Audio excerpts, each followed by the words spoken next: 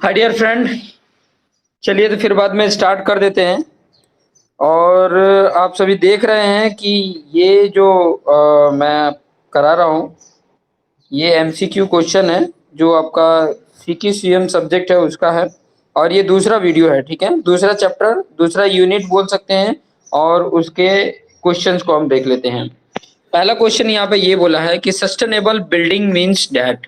Sustainable building means क्या, इसका मतलब क्या समझते हैं। तो सस्टेनेबल बिल्डिंग को ग्रीन बिल्डिंग भी बोला जाता है और एनवायरमेंटल बिल्डिंग भी बोला जाता है। तो ये दोनों अगर राइट है, यहाँ पे अगर दोनों राइट है तो एक साथ दो ऑप्शन तो सिलेक्ट कर नहीं सकते। तो उसके लिए तीसरा ऑप्शन दिया है बोथ ए एंड बी। तो ये आपका ऑप्शन राइट होगा, ठीक है। ये दोनों राइट है तो एक साथ दो ऑप्शन नहीं सिलेक्ट कर सकते, तो ये तीसरा ऑप्शन राइट होगा। नेक्स्ट क्वेश्चन देख सकते हैं, which of the following elements should be use optimum to make a green building. मतलब कौन सा एलिमेंट यूज कर सकते हैं ग्रीन बिल्डिंग बनाने के लिए।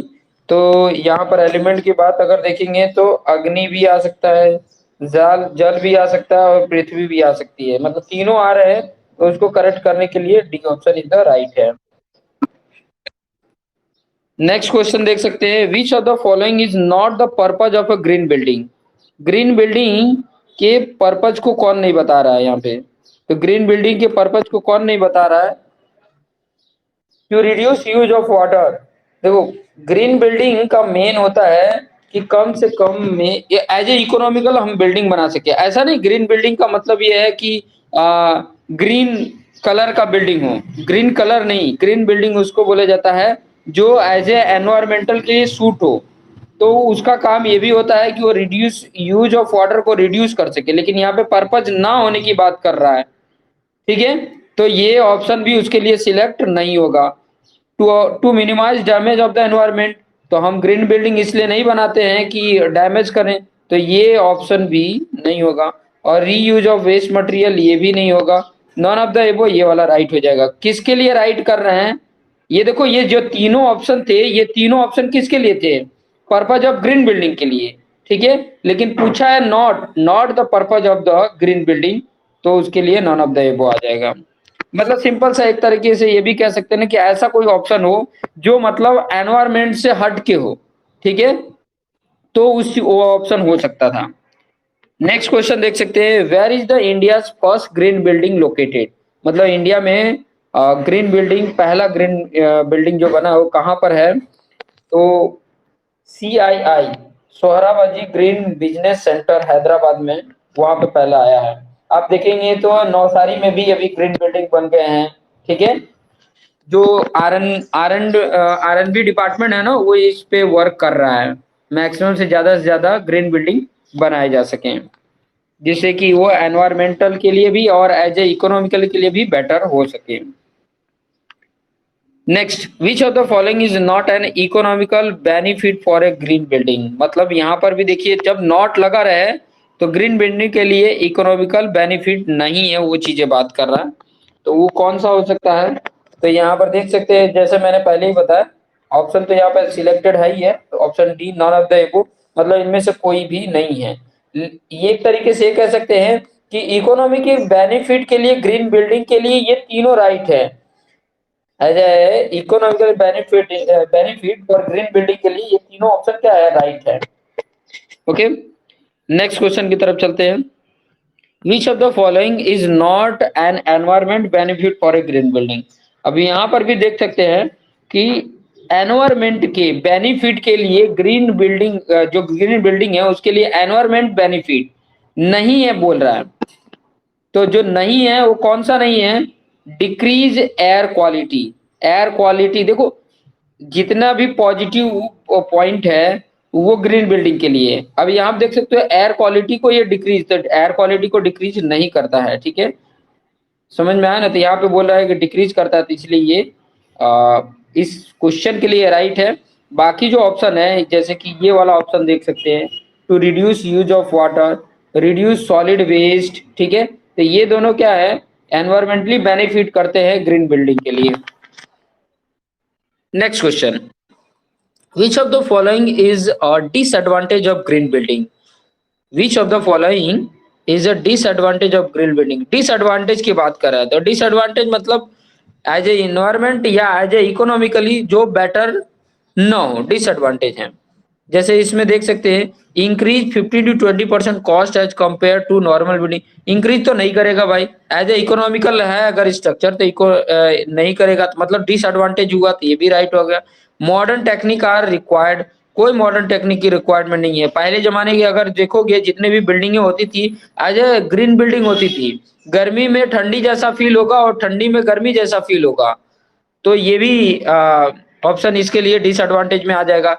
Expert technique are required, expert आप देखोगे कि पहले के जो स्ट्रक्चर है उसके लिए कोई बहुत बड़ा एक्सपर्ट की जरूरत नहीं होती थी, बहुत बड़े एक्सपर्ट की जरूरत नहीं होती थी, तो ये भी डिसएडवांटेज में आ जाएगा। इसका मतलब तीनों अगर राइट है तो ऑल ऑफ द एबो आ जाएगा, ठीक है, ये ऑप्शन आ जाएगा।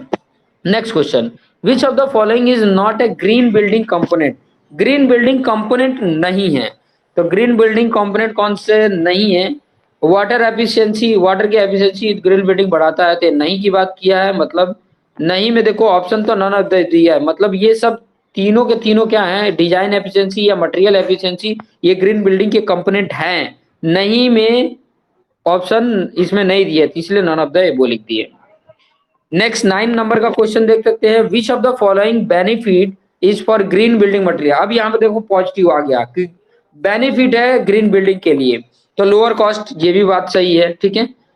रिड्यूस मेंटेनेंस कॉस्ट, ये भी सही है। ग्रेटर डिजाइन फ्लेक्सिबिलिटी, ये भी सही है, तो ये तीनों सही है और ऑल ऑफ द एबो राइट दिया है, तो ये राइट हो जाएगा।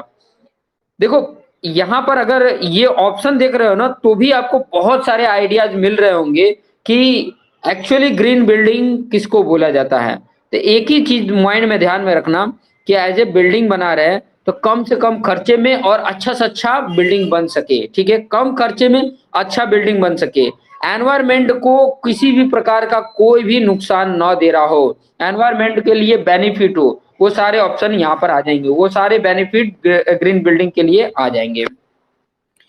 नेक्स्ट क्वेश्चन देख सकते हैं 10 नंबर का, which of the following green rating system are currently working in India. तो वो कौन कौन से हैं, तो एक तो लीड है LEED और एक ग्रीहा है। इसका फुल फॉर्म आप अपने गूगल पे डाल के देख लेना, इसका फुल फॉर्म मिल जाएगा।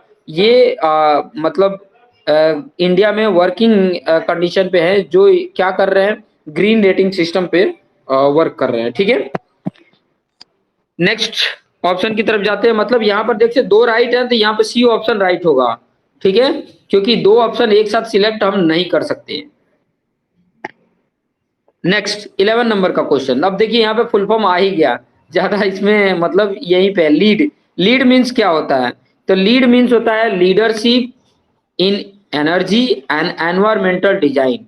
चाहे एनर्जी चाहे एनवायरमेंटल डिजाइन में लीडरशिप का जो वर्क है वो लीड का मतलब ये होता है, leadership energy and environmental design, ये पॉइंट याद रखना, ठीक है।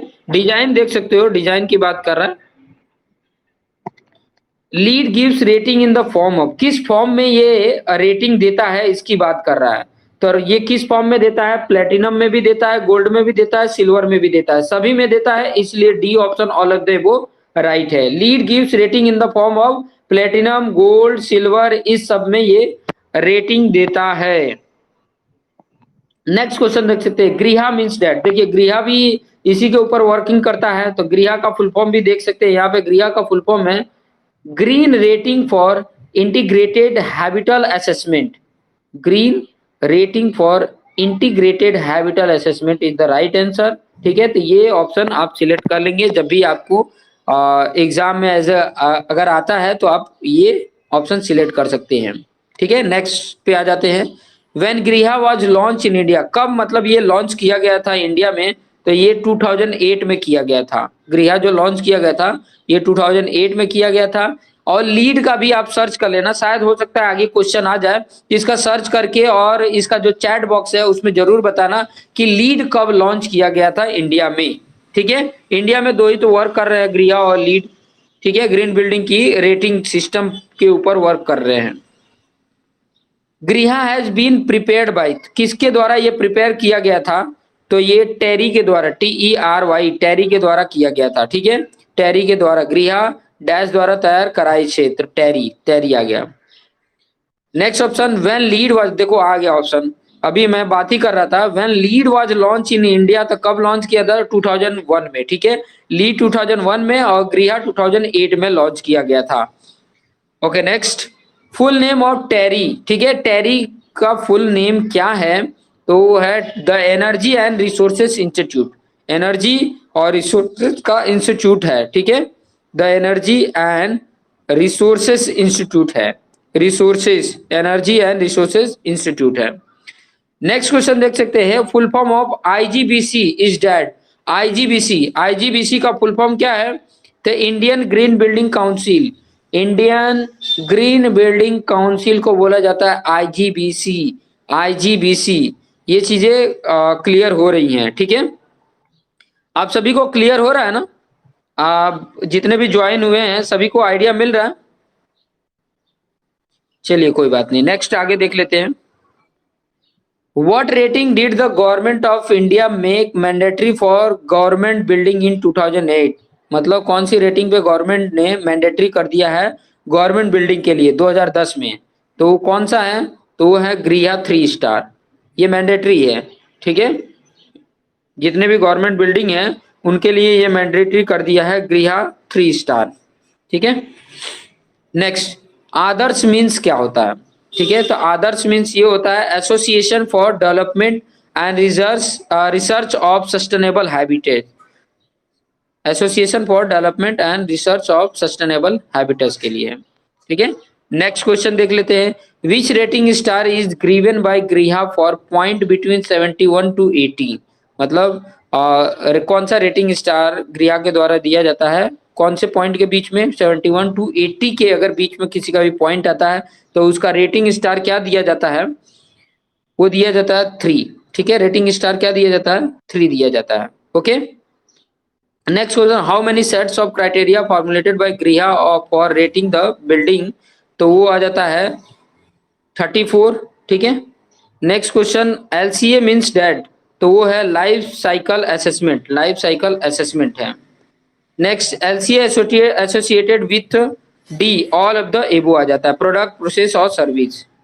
विच of the following is assessment is made by the LCA through the life of building? तो ये आ जाता है ऑल ऑफ द एबो, ये सभी ऑप्शन देख सकते हैं। 25 क्वेश्चन ये हैं, उसके बाद से नेक्स्ट वीडियो में आपको आगे के भी क्वेश्चंस इसमें बताएंगे। तो अभी के लिए इतना ही, थैंक यू।